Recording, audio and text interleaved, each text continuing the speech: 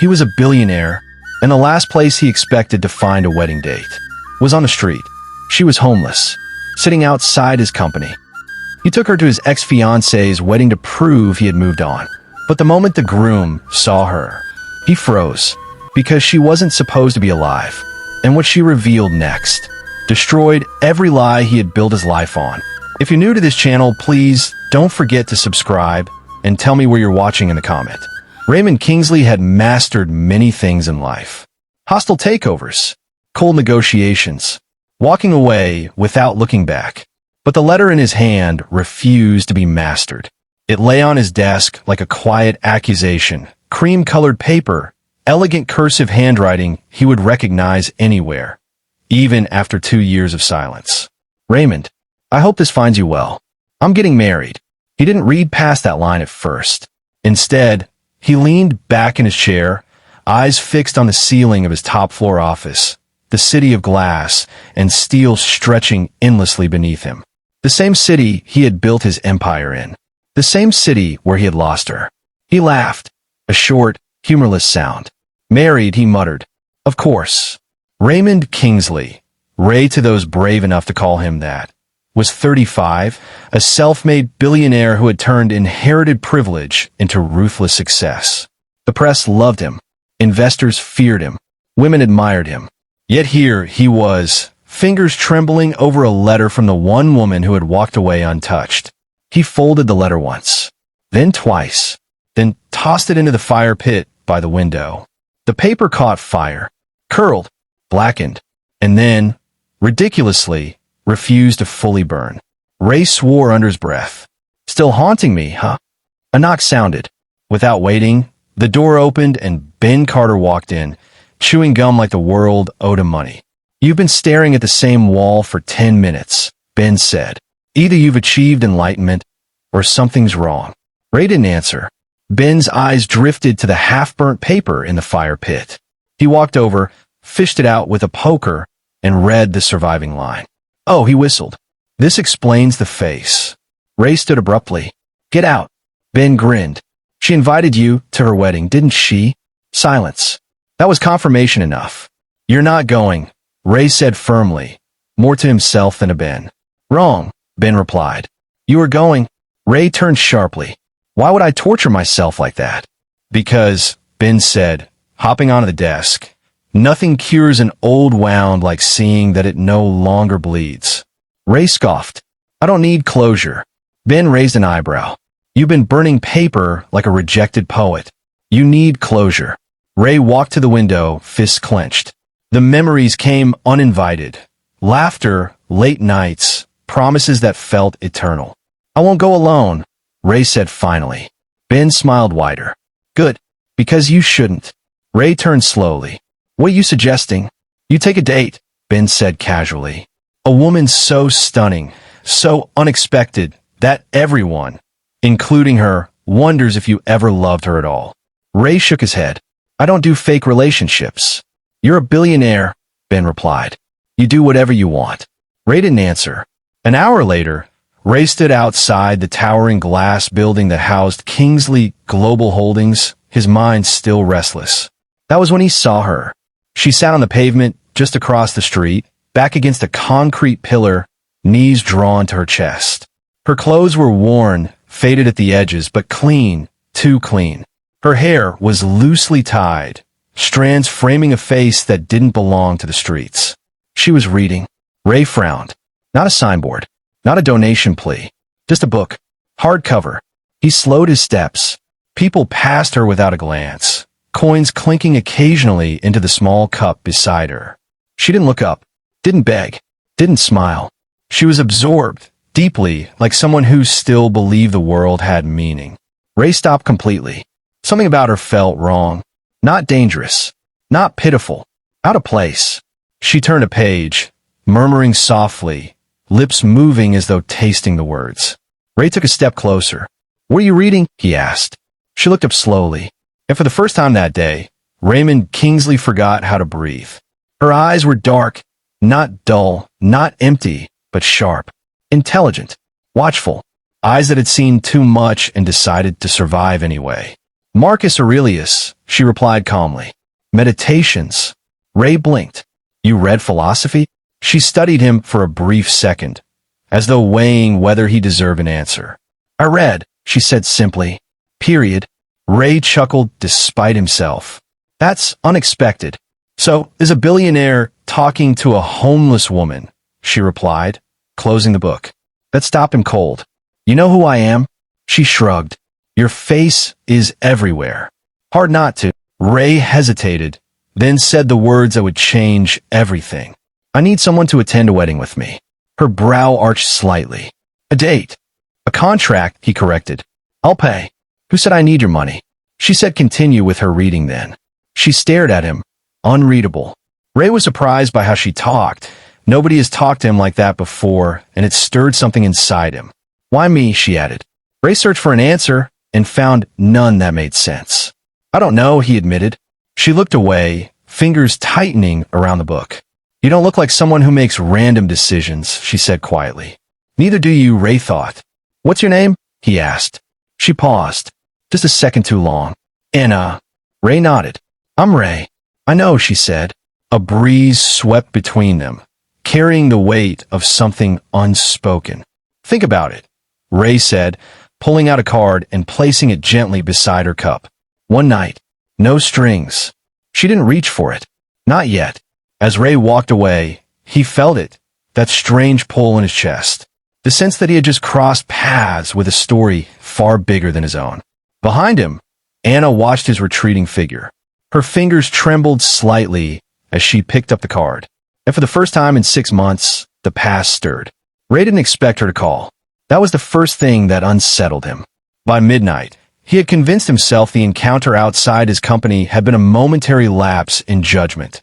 Stress, nostalgia, the wedding invitation still sitting like a landmine on his desk. He had already told himself he would shred the car by morning. Then his phone rang. Unknown number. He stared at the screen for a full 3 seconds before answering. Hello. I've thought about your offer. Her voice was calm. Too calm. Low, steady, unafraid. Ray straightened instinctively. Anna. Yes. You called. I did, she replied. Because I don't like unfinished conversations. Ray smiled faintly. Neither do I. There was a brief silence on the line, the kind that felt deliberate. One night, she said finally. Public appearance. No personal questions. No touching unless necessary. And payment up front. Ray raised an eyebrow, amused. You sound like a lawyer. Experience, she said. That answer lingered longer than it should have. Deal, Ray said. I'll send a car. No. That surprised him. I'll meet you, Anna continued. Neutral location. Ray hesitated, then nodded. Fine. Tomorrow morning. I'll text you the address. She hung up without another word. Ray stared at his phone. Something about her refusal, the control in it, unsettled him far more than if she had eagerly agreed. The next morning, she arrived exactly on time. Ray noticed immediately. Not early. Not late. Precise. She stepped into the private lounge of the high-end mall wearing the same worn clothes as before, but she moved differently now. Head held high, eyes alert, posture disciplined. She wasn't trying to impress, and that bothered him. You came? Ray said. She glanced around the luxurious space, unfazed. I said I would. Ray gestured toward the seat across from him. Sit. She did, but not before placing her worn-out bag that had only her faded book carefully beside her, hand lingering there a moment longer than necessary. Ray caught it. You don't trust easily, he observed. She met his gaze. Trust is expensive. I can't afford it. Another pause. Ray slid an envelope across the table. Half now. Half after the wedding. She didn't touch it immediately. Read the terms, she said. Ray blinked. You wrote terms? She pulled out a folded sheet of paper, slid it toward him. Bullet points. Clean handwriting. No wasted words. No probing into my past. No deviation from agreed role. No emotional manipulation. After the event, we part ways. Ray scanned it, impressed despite himself. You think I manipulate you emotionally? He asked. She looked at him steadily. Men like you often do, without realizing it. Ray leaned back slowly. You're very confident for someone in your position. Her lips curved faintly. Not a smile, more like a warning. You assume my position, she said. That's your first mistake. Ray felt a strange flicker in his chest. Intrigue? Annoyance? Curiosity sharpened into something dangerous? Fine, he said. I agree. Only then did she take the envelope. Their fingers brushed for a fraction of a second. Electric. Anna pulled back immediately, eyes flickering with something unreadable. Shopping, Ray said, standing. We need to make you wedding appropriate. I don't need charity clothes, she replied. They're not charity, Ray said quietly. They're part of the role. She studied him for a moment, then nodded. One dress. One pair of shoes. Ray smirked. You'll regret saying that. The boutique went silent when Anna stepped out of the changing room. Ray looked up from his phone and froze. She wore a deep emerald gown, simple but elegant, hugging her figure effortlessly. Her hair had been brushed back by the stylist, revealing a graceful neck, high cheekbones, and eyes that suddenly looked dangerous. Not street dangerous, elite dangerous. The kind of beauty that didn't beg for attention. It commanded it. Ray stood slowly. Anna, he said, then stopped. She shifted uncomfortably. What? You don't look like someone who sleeps on concrete, he said honestly. Her jaw tightened. Looks are deceiving. Ray circled her once, not touching. Observing. You walk like you're used to rooms like this, he said quietly. Like you belong. Her eyes hardened instantly. You're crossing a line. Ray raised his hands. Observation, not interrogation. She held his gaze for a long moment, then turned back to the mirror. People lose everything faster than you think, she said softly. Sometimes overnight. Ray watched her reflection, and for the first time, the thought struck him clearly. Anna wasn't hiding shame. She was hiding a past powerful enough to destroy someone. The wedding day arrived wrapped in elegance and excess. As Ray's car pulled up to the venue, murmurs rippled through the crowd. Heads turned. Phones lifted. Whispers spread. Ray stepped out first, composed as ever. Then Anna emerged. The reaction was instant. Gasps. Stares. Silence. She slipped her arm into Ray's effortlessly, her posture transforming. Chin lifted, smile controlled, eyes cool. She was no longer homeless. She was untouchable. Ray leaned closer. You're enjoying this. She whispered back. I'm surviving it. Inside, the atmosphere shifted the moment they entered. Ray spotted his ex-fiancé across the room. Their eyes met. Her smile faltered. Then, confusion. Her gaze slid to Anna, lingering longer than polite. Something flickered in her expression. Recognition. Fear. Ray noticed. Before he could ask, the room stirred. The groom had arrived. Ray turned casually and felt Anna's grip tighten on his arm. Then he saw him. The groom, Dave, stopped mid-step, his face drained of color. His eyes locked onto Anna like he'd seen a ghost. The music seemed to fade. Anna's breathing remained steady, controlled. But her eyes burned. Ray felt it then, the invisible thread connecting them. History. Violence. Something unfinished. Dave took a step toward them. Anna leaned closer to Ray and whispered, barely audible. Please don't let him touch me. Ray's jaw tightened. Who is he? Ray asked quietly. She didn't answer. But as Dave approached, desperation written all over his face, Ray knew one thing for certain. This was no coincidence. And whatever Anna was running from, it had just found her. The groom's smile never quite reached his eyes. Dave stood barely 3 feet away from them now, champagne glass trembling slightly in his hand. To anyone else, he looked like a man overwhelmed by his big day. To Ray, he looked like a man who had just seen his past crawl out of the grave. Ray, Dave said, forcing a laugh. I didn't expect to see you here. Ray's gaze never left Anna. Her fingers were still curled into his sleeve, knuckles white beneath silk gloves. I got an invitation, Ray replied evenly. Congratulations. Dave nodded, then turned to Anna, and froze again. Up close, the shock on his face was impossible to hide. Do I know you? He asked, voice too careful. Anna met his eyes for the first time. Her expression was empty, polite, cold. No, she said. I don't think so. The lie landed smoothly. Too smoothly. Dave swallowed. His eyes darted briefly toward the exit, then back to her face, searching, desperate.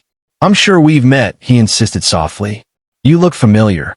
Ray felt something sharp twist in his gut. She's my date, Ray said, voice firm. And she doesn't seem interested in this conversation. Dave chuckled nervously. Of course. Forgive me. Wedding nerves. But his gaze stayed on Anna far longer than appropriate.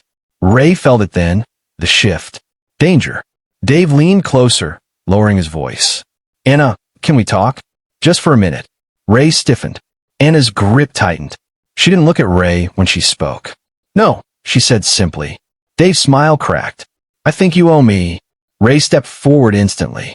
She owes you nothing, he said coldly. The tension drew attention. Nearby guests pretended not to listen, badly. Dave exhaled, straightening his jacket. Right, of course. Enjoy the evening. He turned away, but not before whispering, so softly only Anna could hear. You can't hide forever. Anna didn't flinch, but Ray felt her heartbeat through his arm. Fast, controlled, terrified. Minutes later, Anna leaned close and whispered, I need to leave. Now? Ray asked. Yes. He nodded without hesitation. Say the word. They moved through the crowd quickly, whispers trailing behind them like smoke. As they reached the exit, Ray glanced back. Dave stood across the room, watching them. Not angry, not confused, calculating. The doors closed behind them. Only when they were inside the car did Anna finally exhale. Her shoulders sagged slightly, just a fraction, as if the strength holding her upright had limits. Who was he? Ray asked quietly. She stared out the window. Someone from a life I don't discuss. Ray clenched his jaw. That man looked at you like he owned a chapter of your soul, he said. And I don't like it. She turned to him sharply. Then don't read it. Silence filled the car. Ray studied her profile, the rigid posture, the guarded eyes. You're not what you claim to be, he said finally. And you're not as detached as you pretend, she shot back. The words hit deeper than either of them expected. Ray booked her a hotel. Not charity. Protection. The penthouse floor. Private security. No questions. At the door, Anna paused. This is unnecessary, she said. You look scared, Ray replied. She stiffened. I don't get scared. Ray met her eyes. You do. You just don't let it show. She hesitated, then reached into her bag. I'll be fine, she said, unlocking the door. Tomorrow, we part ways. Ray didn't move. You won't tell me who he is, he said. But he knew you, and he didn't look harmless. That's not your concern. It became my concern the moment you asked me not to let him touch you. Her expression faltered, just slightly. Good night, Ray. She shut the door. Ray stood there longer than he should have. Something inside him shifted. This wasn't about the wedding anymore. This was about her. Across the city, in a private suite lined with mirrors and half-empty glasses, Dave loosened his tie with shaking hands. That can't be her, he muttered. But it was. He had buried her, metaphorically and otherwise. He paced. She was supposed to be broken, forgotten, not standing beside a billionaire, walking away untouched. He grabbed his phone and dialed a number. Find her, he said into the line. I don't care how. A pause. Yes, Dave added, voice darkening. Make sure she doesn't leave again. The next morning, Ray knocked on Anna's door. No answer. He knocked again. Still nothing. A flicker of panic rose, brief but sharp. Finally, the door opened. Anna stood there, fully dressed, eyes guarded. What? She asked coolly. We need to talk, Ray said. She crossed her arms. There's nothing to talk about. You don't just walk into a room and make the groom freeze unless there's history, Ray said. And history has consequences. She stepped back, letting him in, reluctantly. I agreed to be your date, she said. Not your mystery. Ray softened his tone. I'm not trying to control you. Then don't investigate me. The words slipped out. Ray froze. How did you? She met his gaze. You look like a man who doesn't let unanswered questions live long, she said. Don't. Ray held her stare. I already did, he admitted quietly. Her eyes flared with anger. You had no right. I had reason. Which is not the same thing, she snapped. Something about her fury stirred something unexpected in him. Not fear, not regret, emotion. I care, Ray said before he could stop himself. She laughed bitterly. You don't even know me. Then let me. She shook her head, stepping away. You don't fall in love with damaged people, she said coldly. You rescue them, feel noble, and leave when it's inconvenient. Ray swallowed. That's not what this is. She looked at him then, really looked. And for a moment, the walls cracked. Just enough for pain to seep through. I'm not ready, she said softly. And you're not prepared for who I am. She turned away. Ray stood there, heart pounding. Because for the first time in his life, he wasn't sure whether he was chasing a woman or walking into a war. Ray had always believed that knowledge was power. That belief had built empires. Now, it was about to open a door he wasn't sure he could close. He sat alone in his office long after sunset, the city lights blinking below like a field of distant stars. The wedding invitation lay torn in his drawer, forgotten. His attention was fixed on something else. Anna, her guarded eyes, the way her grip tightened when Dave approached, the calm that felt rehearsed. Ray picked up his phone. Elliot, he said when the call connected. I need you to find someone. A pause. Off the books, Ray added. Another pause. Then a low whistle. That kind of job, Elliot replied. What's the name? Ray hesitated. Anna. Silence. That's it, Elliot asked. No last name? No, Ray said. That's all I have. Elliot exhaled slowly. This won't be easy. Nothing worth knowing ever is, Ray replied. Anna didn't sleep that night. She sat by the hotel window, lights off, watching the city move below her. 6 months ago, she had slept on concrete. Now she stared at a skyline she once owned. She clenched her fists. This wasn't supposed to happen. The wedding had been a mistake. She had known that the moment she saw Dave freeze. She should have walked away earlier. She should never have accepted Ray's offer. It's something about him. The way he didn't push when she said no, the way he stepped in front of her without hesitation, unsettled her defenses. Her phone buzzed. Unknown number. She stared at it. Then it stopped. Moments later, another buzz. Unknown. You look different. But not different enough. Anna's breath hitched. She turned off the phone. The next morning, Elliot sat across from Ray, rubbing his temples. You weren't kidding, he said. This woman doesn't exist. Ray frowned. Explain. No birth records. No digital trail for the last 6 months. No credit history. No social media. It's like she fell off the planet. Ray leaned forward. But, Elliot continued, someone with her education level doesn't just disappear by accident. Ray's jaw tightened. What about Dave? Elliot's expression darkened. That's where it gets interesting, he said. The groom? He's got skeletons. Shell companies. Assets transferred right before a so-called financial collapse. Ray's pulse quickened. Collapse of who? Ray asked. Elliot slid a folder across the desk. Inside were photographs. A man with kind eyes. A woman beside him, smiling. And between them, Anna, but younger. Radiant. Untouched. Ray's chest tightened. 6 months ago, Elliot said quietly, a major corporate scandal broke. Fraud. Embezzlement. A family empire went under overnight. Ray swallowed. And Anna? She vanished, Elliot said. Declared missing. Then presumed dead. Ray closed the folder slowly. He finally understood. Anna wasn't hiding from the world. She was surviving its betrayal.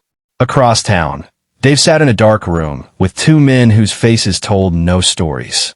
She's alive, Dave said tightly. And she's back. One of the men smirked. You want her gone? Dave hesitated, just long enough to matter. I want her silent, he said. Permanently. The man nodded.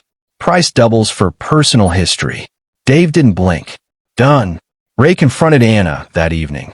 He didn't accuse. He didn't corner. He simply placed the folder on the table between them. She didn't open it. Her hands trembled just slightly. You promised, she said softly.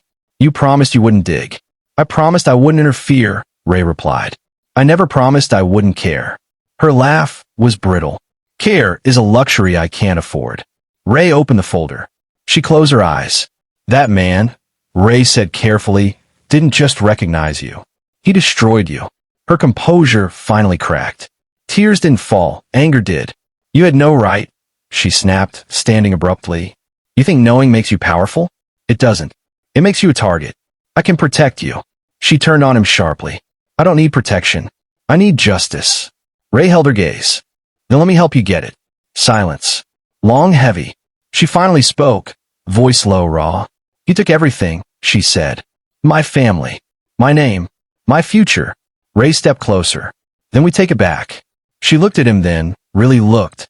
And, for the first time, she didn't say no. Outside, unseen, a black vehicle idled. Watching. Waiting. And somewhere in the dark, a plan was already moving. One that would force Anna to choose between hiding forever or becoming bait. Anna didn't speak immediately. She stood by the window, arms wrapped around herself, city lights reflecting in her eyes like broken glass. Ray waited. He had learned quickly that pushing her only made her retreat further. Why are you doing this? She asked. We just met, and you're ready to put yourself in danger for me, she asked, looking at Ray. Ray didn't understand why he was doing this either, but he knew that he hasn't been the same ever since he saw Anna, and he wanted to tell her that. But this wasn't the right time for romance. You want to help? She finally asked, voice quiet. Yes, Ray said without hesitation. She turned slowly. Then it will be my way. Ray nodded. I expected nothing less. She let out a slow breath and walked back to the couch, sitting opposite him. For the first time since he met her, she looked tired, not weak, just exhausted from carrying too much alone. Dave wasn't always like this, she began. Or maybe he was, and I was just blind. Ray stayed silent. He came into my life charming, ambitious, hungry. He said he loved me, married me. Her lips curved into a humorless smile. I thought I was choosing love over caution. She looked up at Ray. I was wrong. Ray felt something tighten in his chest. He studied my family, she continued. Our company, our systems, our weaknesses. By the time I realized what he was doing, he already had control. She paused. When the accusations of fraud came, it happened fast. Accounts frozen. Properties seized. My father collapsed during questioning. Her voice faltered just slightly. My mother didn't survive the month. Ray's fists clenched. I tried to fight, Anna said. But Dave was already rewriting the story. I was the unstable wife. My parents were criminals. And I was disposable. Ray stood abruptly, pacing. I'll destroy him. No, Anna said sharply. Ray stopped. She stood too, eyes burning with something far colder than anger. I don't want him destroyed, she said. I want him exposed, humiliated. I want him to beg on his knees the way my father begged for time. Ray studied her. This woman who had lost everything and still refused to be small. How, he asked. She met his gaze. We let him think he's winning. The plan was simple, which made it dangerous. Anna would stay visible, unprotected, just enough. Ray hated every part of it. You're asking to be bait, he said. I already am, she replied calmly. The moment he saw me at that wedding. Ray ran a hand through his hair. If anything happens, it won't, she said, because Dave is arrogant. He won't send strangers first. Ray frowned. What do you mean? She didn't answer. Dave made his move 2 nights later. Anna had insisted on walking alone. A short distance, well-lit street. Nothing suspicious. Ray watched from across the road. Tension coiled tight in his chest. Then the van appeared. Too fast. Too quiet. Before Ray could move, hands grabbed Anna from behind. A cloth pressed to her face. She struggled, just enough to look real. Ray took 1 step forward, then stopped, because Anna met his eyes, just for a split second, and shook her head. The van sped off. Ray's heart slammed violently as he forced himself not to react. Trust the plan. Anna woke to darkness and the hum of an engine. Her head throbbed. Her wrists were tied. Panic tried to rise. She crushed it instantly. Minutes passed. Then the van stopped. She was dragged out, blindfold removed. Dave stood in front of her, smiling. Well, he said softly, you really don't know when to stay dead. Anna looked up at him, expression blank. You look disappointed, she said. I thought you'd be happier to see me. Dave laughed, still sharp. I always liked that. Oh, my naive little wife. Dave said, smiling wickedly to himself. You really thought I love you, didn't you? Anna's face turned red as she looked at him with hate. I just used you to get to where I am today. Who would love someone like you? His hands reach for Anna's face as she struggles to free herself. Her eyes were already burning with anger. I thought your family would be difficult to achieve, but it was so easy for me to make you and your so-called family's business go down the drain. I swear I'll make you pay for everything you did. Anna gave him a disgusting look. Dave gave you a wicked laugh. He crouched in front of her. You know, if you had stayed gone, I might have let you live. She tilted her head. Amidst all this, Dave leaned closer. No one's coming for you. Anna smiled. Small. Calm. That's where you're wrong. Dave frowned. What? She leaned forward, chains clinking softly. You always talk too much, she said. At that exact moment, sirens, doors burst open. Police flooded the warehouse. Dave stumbled back, face draining of color. Ray walked in behind them. Slow, controlled. Dave stared at him in disbelief. You. Ray raised a phone. He had recorded the whole confession. Smile, he said coldly. You've been very honest tonight. Dave's mouth opened. What do you mean? It means we've recorded your confession, she replied, smiling like someone who had won a battle. Too late. Outside, as Dave was dragged away screaming, Anna stood in the cool night air, arms wrapped around herself. Ray approached her slowly. You okay? He asked quietly. She nodded. He confessed to everything. Ray searched her face. You knew this would happen. She met his eyes. I needed him to say it out loud. Ray exhaled shakily. You scared me. She smiled faintly. Good. By morning, the recording was everywhere. Headlines exploded. The truth unraveled. Assets frozen. Charges filed. Names cleared. Anna stood in her father's old office later that day, sunlight pouring through the windows. Ray watched from the doorway. You got back, he said. She nodded. Yes. But when he stepped closer, her expression hardened. Don't mistake this for a happy ending, she said softly. I'm not ready for us. Ray swallowed. I'll wait, he said. She studied him, surprised. You shouldn't. He smiled gently. I know. Anna returned to her world like a ghost reclaiming a body. Boardrooms that once echoed with her father's voice now fell silent when she entered. Executives stood straighter. Lawyers spoke carefully. Old allies resurfaced with polite smiles and selective memories. She didn't call them out. She didn't need to. Power, she had learned, didn't shout. It remembered. Ray watched from distance. He didn't interfere. Didn't offer advice unless asked. Didn't try to remind her of promises she never made. Instead, he did something far harder. He waited. Every morning, a bouquet arrived at her office. Not extravagant, not showy. White lilies one day, sunflowers the next. Sometimes just wildflowers tied with twine. Always with a handwritten note. You survived another day. I'm proud of you. No reply needed. Still here. Anna never responded, but she never asked the receptionist to stop accepting them either. At night, Ray lay awake in his penthouse, staring at the ceiling, replaying moments he pretended not to miss. The way she corrected people gently but firmly. The way silence never made her uncomfortable. The way she looked at the ocean when they drove past it once, like it held answers. Ben noticed. You're in love, he said bluntly one evening. Ray didn't deny it. She hasn't chosen you, Ben added. Ray nodded. I know, so why torture yourself? Ray exhaled slowly.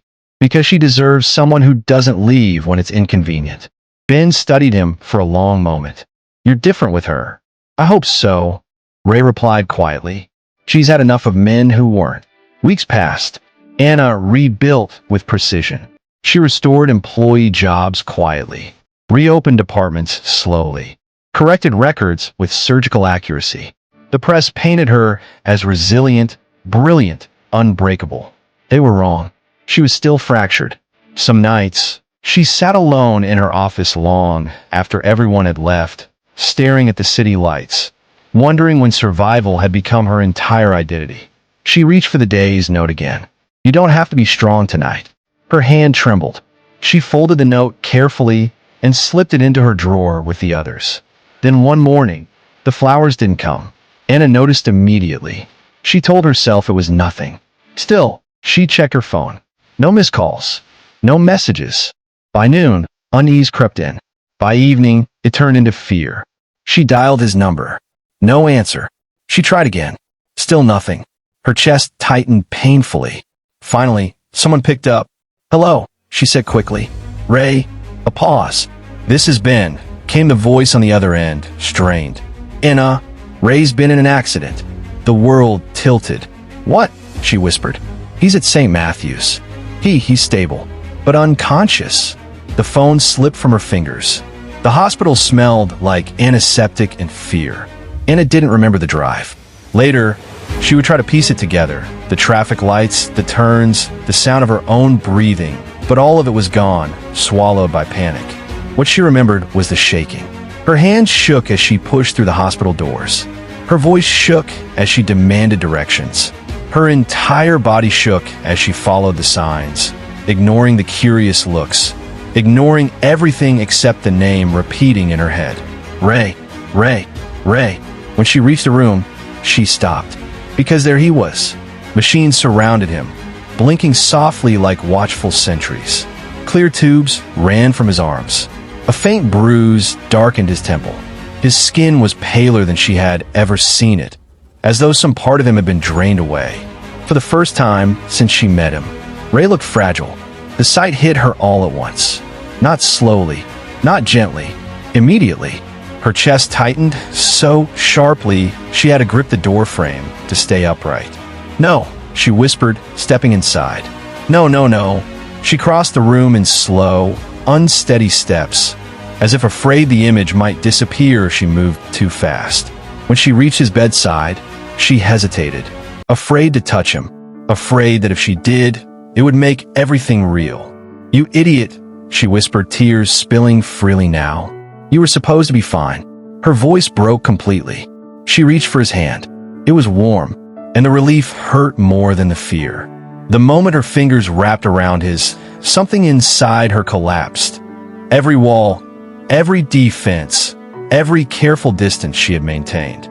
This is love, not confusion, not gratitude, not safety. Love. She didn't think it. She knew it. Her knees weakened, and she sank into the chair beside him, clutching his hand like it was the only thing keeping her anchored. "I didn't ask you to wait," she whispered through sobs. "I didn't ask you to stay, and you did anyway." She leaned forward, resting her forehead against his knuckles. "And now you're here," she breathed. "And I finally understand." Her tears fell onto the sheets. She stayed. Minutes turned into hours. Hours turned into night. She spoke to him softly, not expecting answers, just needing him to hear her somewhere beneath the silence. She told him about the flowers she never admitted she kept, about the notes she reread when she couldn't sleep, about how she had been afraid to need someone again. "I thought love meant losing yourself," she said quietly, brushing her thumb over his still hand. "But with you, I was myself the whole time." She slept in the chair, woke when the machines beeped too sharply, held his hand again. "I'm not running," she whispered into the quiet room. "Even if you never wake up, I'm not running." 3 days passed. The nurses knew her by name. The doctor spoke carefully around her. And still, nothing. On the third morning, sunlight crept through the window, settling softly over Ray's face. "I love you," she whispered. "Not later. Not someday. Now. I love you." The words felt terrifying. And right. Anna stirred. Her hand was still wrapped around his. Then, a movement, so slight she almost missed it. Her breath caught painfully in her chest. "Ray?" she whispered. His fingers twitched again. Her heart slammed violently as she lifted her head. Slowly, painfully, his eyes fluttered open, confused at first. Then they found her, and softened. "Hey," he murmured hoarsely. She broke. A sound between a laugh and a sob escaped her as she leaned closer, gripping his hand like she might never let go. "You scared me," she whispered. "Don't ever do that again." His lips curved faintly. "You're crying." She smiled through tears. "Yeah." He swallowed, voice weak. "Did the flowers arrive?" She laughed, breathless. "No, they didn't." "Good," he murmured. "I was worried they'd steal the moment." She pressed her lips gently to his hand, overwhelmed. Ray turned his head slightly, studying her face. "You're still here," he whispered. "I'm not going anywhere," she said firmly. His eyes searched hers. "Say it again," he asked softly. She didn't hesitate this time. "I love you," she said clearly. "And I knew at the moment I saw you lying here." His breath hitched. Then he smiled, tired, genuine, victorious. Then he whispered, squeezing her hand weakly, "I'm exactly where I'm supposed to be." She leaned down, resting her forehead against his. And for the first time in her life, love didn't feel like something she had to survive. It felt like something that stayed. Ray recovered slowly, not because his injuries were severe. The doctors assured everyone he would be fine, but because he had never been good at staying still. For the first time in years, he was forced to rest. Anna made sure he did. She visited every morning before work, hair tied back, coffee in hand, sitting beside his bed like it was the most natural place in the world. Some days they talked. Other days, they simply existed in silence. Ray realized something in those quiet hours. He didn't need her stories. He didn't need explanations. He just needed her. One afternoon, as sunlight streamed through the window, Anna caught him watching her. "What?" she asked. "You stayed," Ray said softly. She smiled faintly. "So did you." He reached for her hand. She didn't pull away. "I don't want to rush you," Ray said, "or box you into something you're not ready for." Anna studied his face, the sincerity, the absence of demand. "That's why I trust you," she said. "You don't try to own me." Ray squeezed her hand gently. "I just want to walk beside you." When Ray was discharged, Anna insisted he stay at her beach house. "Doctor's orders," she said smoothly. Ray raised an eyebrow. "You spoke to my doctor?" She shrugged.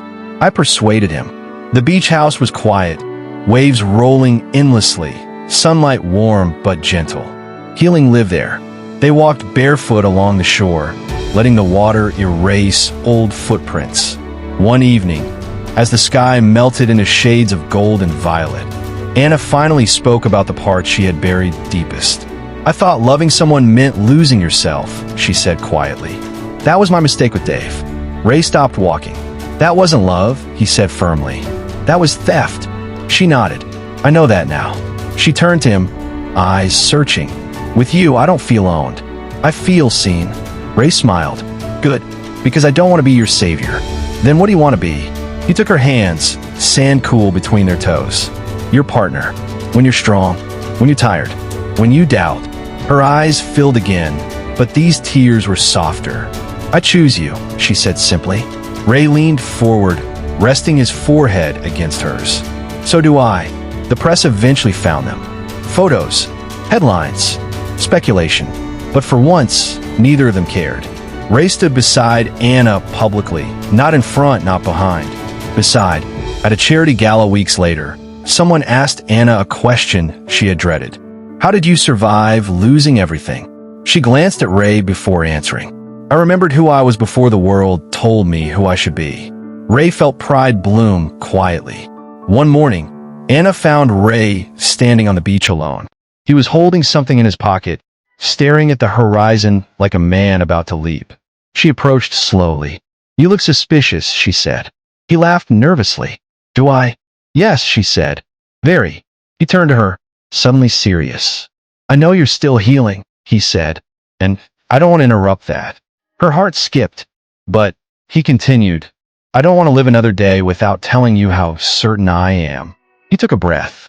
"Anna," she held up a hand, smiling. "Not yet," she said gently. "But soon." Ray blinked, then laughed. "Fair," he said. "I'll wait." She kissed him then, slow, sure, deliberate. The ocean roared its approval. That night, Anna lay awake beside him, listening to his steady breathing. For the first time in months, she wasn't afraid of tomorrow. Ray waited 3 weeks. Not because he was unsure, but because he wanted the moment to be perfect in a way that didn't feel rehearsed.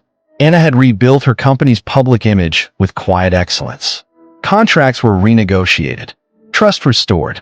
Her name, once whispered with pity, now commanded respect again. Still, Ray noticed the way she paused at the edge of joy, like someone afraid happiness might disappear if she touched it too tightly. So he planned carefully. It was early morning when Ray asked her to walk with him along the beach. The sky was pale, barely awake, waves rolling in slow, rhythmic breaths. Anna wore a light dress, hair loose, face free of armor. This place always calms you, Ray said. It reminds me that nothing stays broken forever, she replied.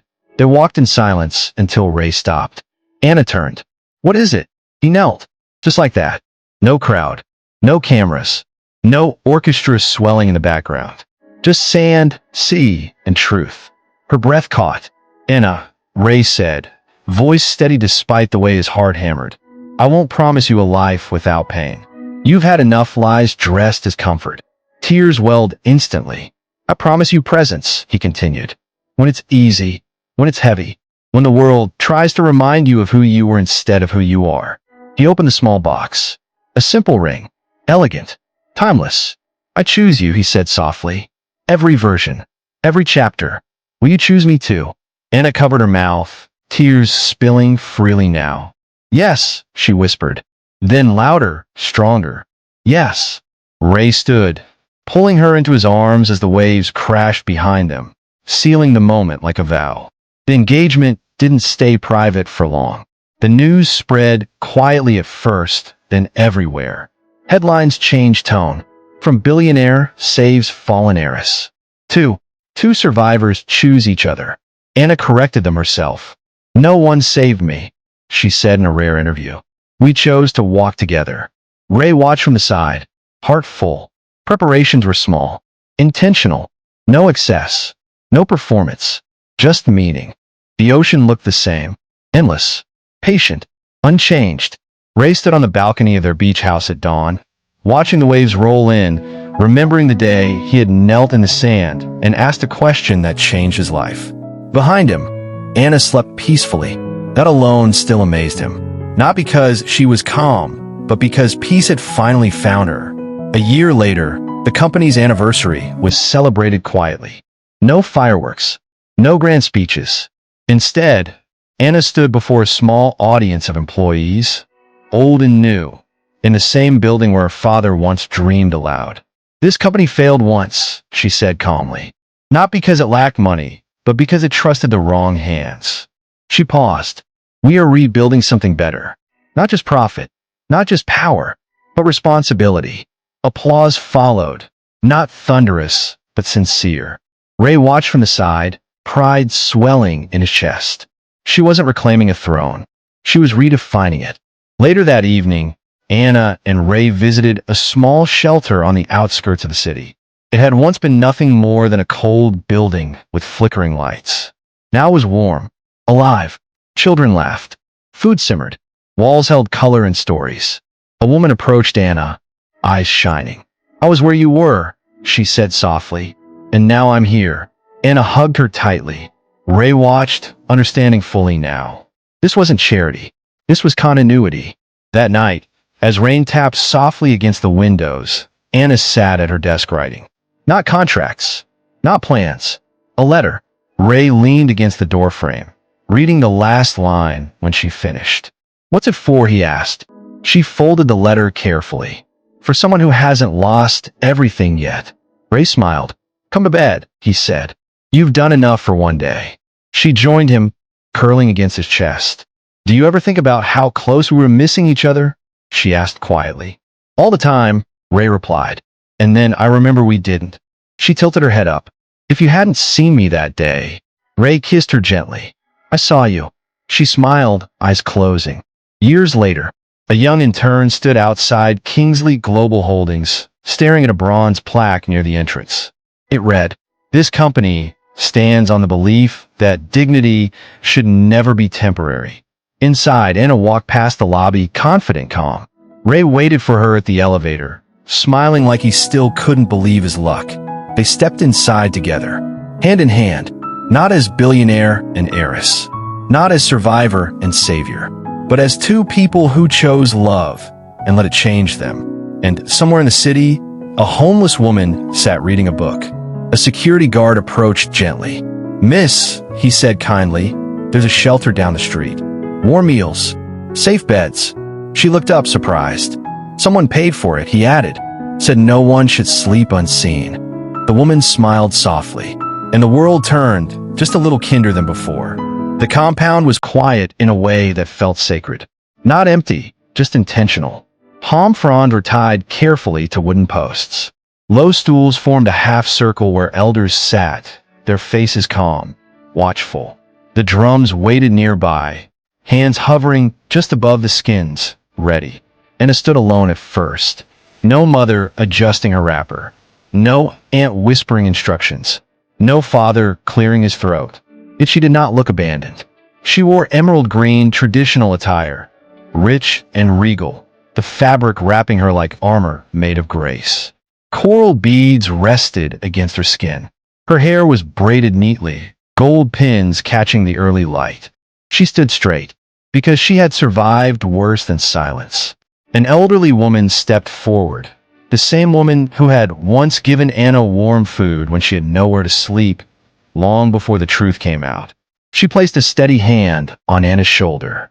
"You do not stand alone today," she said softly. "We stand with you." The elders nodded. Across the courtyard, Ray arrived with his people. Not loud, not entitled, respectful. He wore a charcoal gray agbada, elegant but restrained. He removed his cap as he approached, humility clear in every step. When asked where the bride's family was, Ray answered before Anna could. "She has no blood family," he said calmly. "But she has history. She has witnesses. And she has people who know her character." The elders exchanged glances. One of them spoke. "Then today," the elders said, "we become her family." A ripple moved through the gathering. Ray knelt, not because he had to, but because he chose to. "I come," he said, voice steady, "not to replace what she lost, but to honor what she became." Anna's breath trembled. She knelt beside him, emerald fabric pooling like a quiet promise. The elder placed their hands together. "From today," he declared, "her past no longer stand alone behind her. It stand with us." The drums began. Slow, deep, certain. Women ululated, not out of obligation, but recognition. Anna closed her eyes. She had not been given away. She had been received. The beach was open and endless. No walls, no hierarchy, just sky, sand, and sea. White chairs lined the aisle, simple and clean.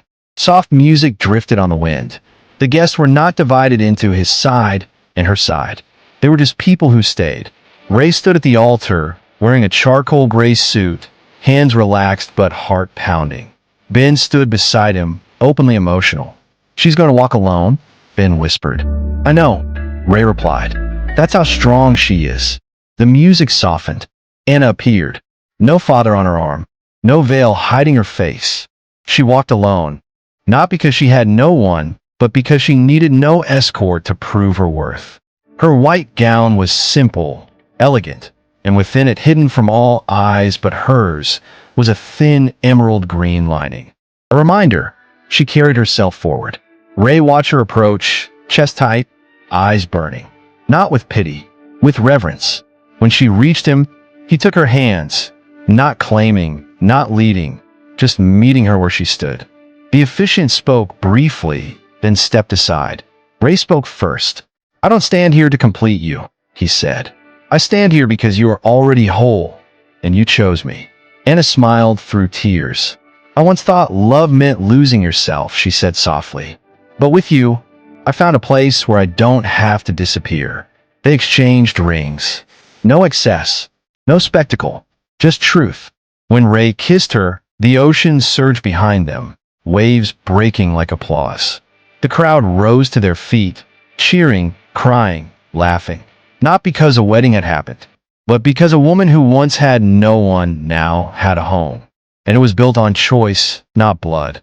That night, under soft lights and open stars, Anna rested her head on Ray's chest. "Do you ever wish I had family?" she asked quietly.